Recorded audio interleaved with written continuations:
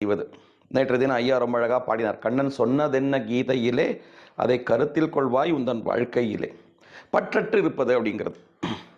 அற்றது பற்றென்றால் உற்றது வீடு அப்படின்னு ஆழ்வார் சொன்னார். பற்றுக பற்றற்றான் பற்றினை அப்பற்றை பற்றுக பற்று விடற்கு அப்படின்னு சொல்லவே நல்லா இருக்கே தவிர செய்வது மிக கடிதம்.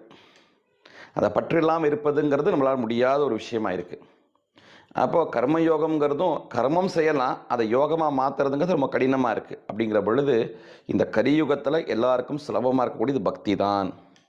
பக்தி ரேவ கரியசி அப்படின்னு நாரதர் பக்தி சூத்திரம் சொல்கிறார்.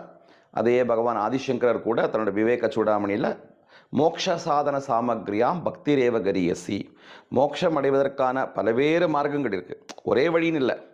ராமகிருஷ்ண பரமஹம்சர் சொல்கிறார், எத்தனை மதங்கள் இருக்கோ அத்தனை வழிகள் அப்படிங்கிறார்.